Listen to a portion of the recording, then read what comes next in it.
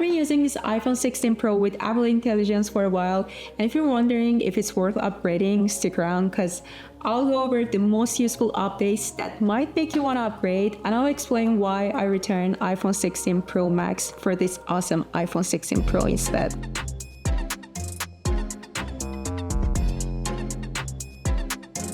The iPhone 16 Pro comes in 4 colors and I went with Desert Titanium this year. Honestly, it's gorgeous, but we're all using cases anyway. It's slightly bigger this year at 6.3 inches, up from 6.1, but still it's super easy to use with one hand, and the thinner bezels make it look nicer. One cool update is the new camera button on the side. It's supposed to feel like a DSLR shutter, but honestly, it's more like a handy shortcut for me. Tap once to open the camera. If you're in photo mode, tap again to take a picture. If you're in video mode, tap to start recording.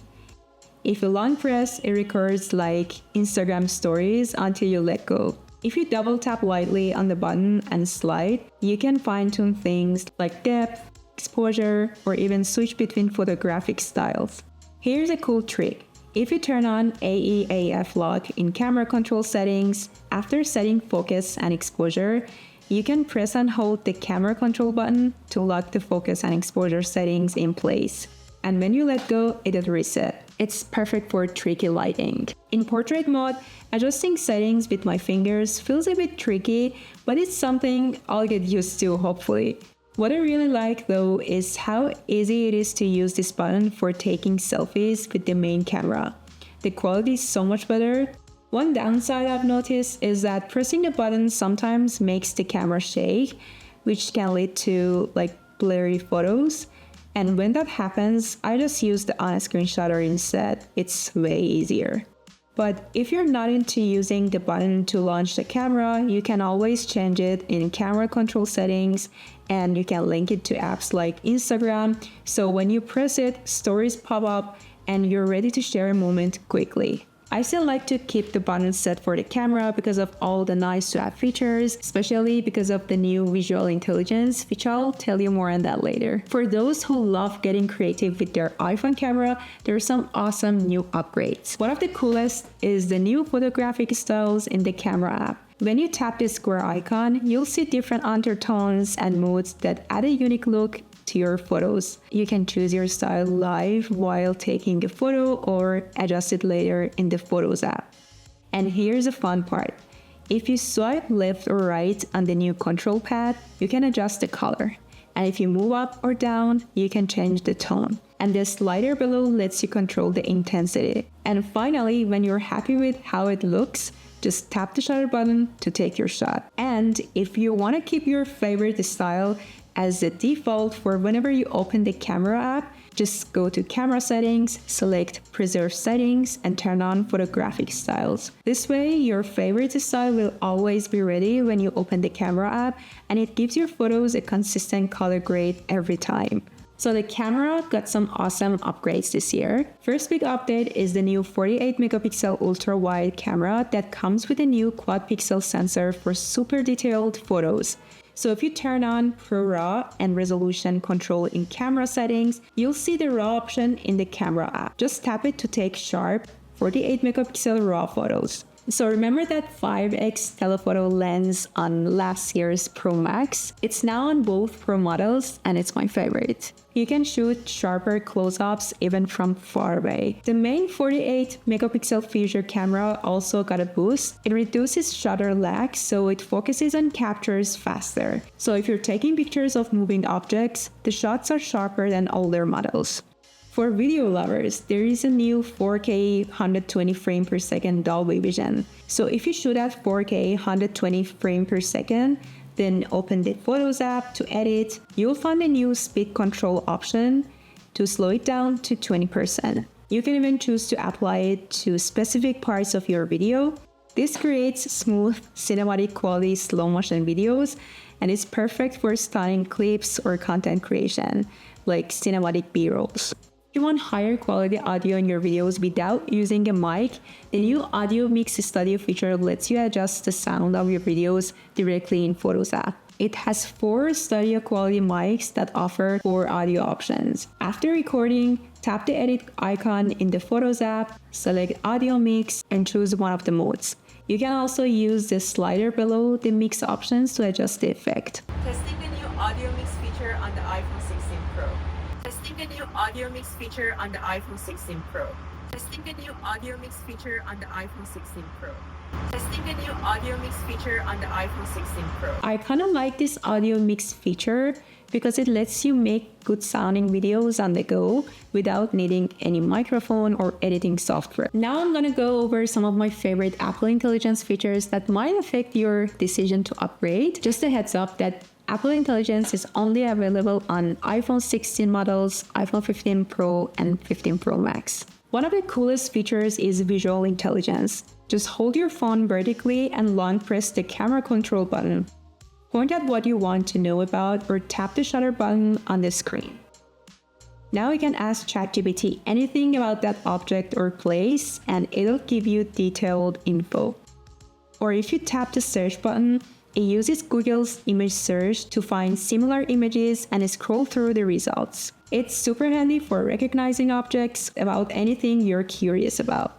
And honestly, this feature makes camera control button more useful for me. Now let me tell you about some of my favorite features in the Photos app.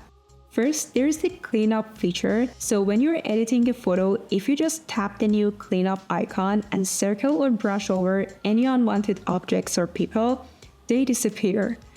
Sometimes it doesn't get everything perfectly clean, but it's awesome that you can do this right in the Photos app without needing any other extra apps. Siri is smarter now. You can now double tap the bottom of the screen to open the text entry box and type to Siri.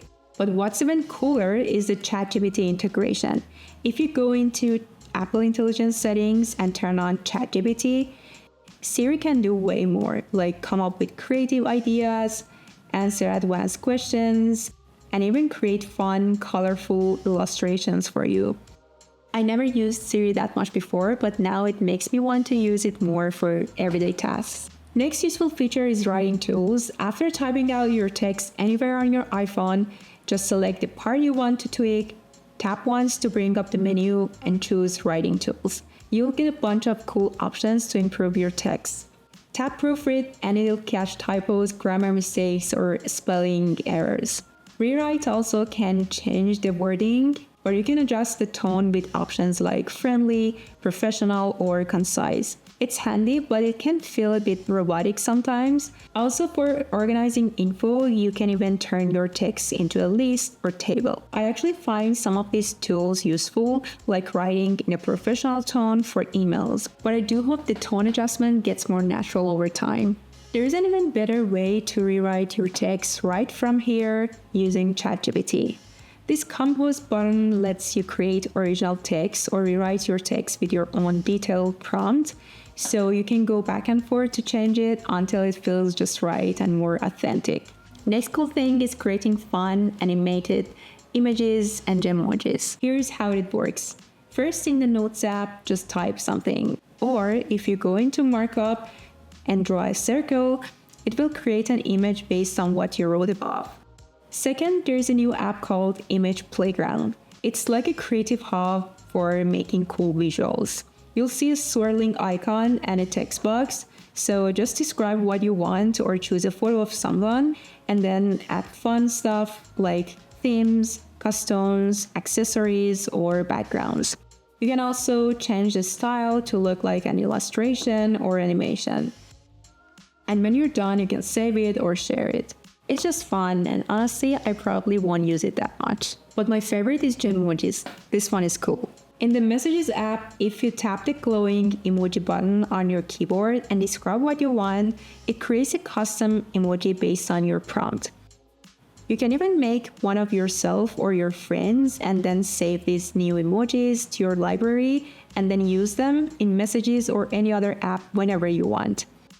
It's super fun and feels like a more personal way to express yourself. So the new iPhone 16 Pro comes with the new A18 Pro chip, which supports all these Apple Intelligence features. Apple says this chip is 20% faster than A17 chip in the iPhone 15 Pro, If you're into gaming, you might notice smoother gameplay and also better performance with heavy apps like photo and video editors, but for everyday use, the difference might not be obvious. The iPhone 16 Pro offers better battery life, up to 27 hours of video playback. It has a bigger battery and the efficient A18 Pro chip, which work together to make it last longer.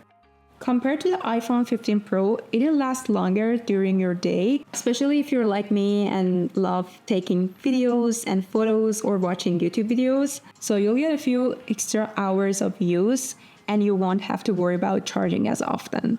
I returned iPhone 16 Pro Max after 2 weeks of use. It was a great phone with an amazing display, especially when scrolling through social media or watching a YouTube video, and the battery life was amazing. But the biggest issue for me was it was too big, and I had to use my both hands for nearly everything, even for typing a quick text or write a comment, and it was uncomfortable, especially with a case on it. I figured I wouldn't be missing out on anything by switching to the iPhone 16 Pro because the iPhone 16 Pro has all the same great features as the Pro Max, including the 5x zoom, and the Pro Max only offers bigger screen and better battery life. The 16 Pro has also better battery life and a slightly bigger screen compared to the 15 Pro, and most importantly, it's easy to use one-handed, and that's why it was the better choice for me. If you already have the iPhone 15 Pro or Pro Max, it's probably not worth upgrading since you already have access to Apple Intelligence. Sure, you'll get improved battery life, the new camera control, and the cool audio mix feature for videos, but it's not a huge difference. If you are on the iPhone 14 Pro or Pro Max, the 16 Pro will give you a better camera quality and the new Apple Intelligence features, so it's a nice upgrade, but you could wait for iPhone 17 if you want. If you have an iPhone 13 or older, you'll see a noticeable improvements in battery, camera, and all the new features, so it's definitely worth upgrading. Thanks for watching. Stay tuned for more helpful tech reviews coming soon. See you soon.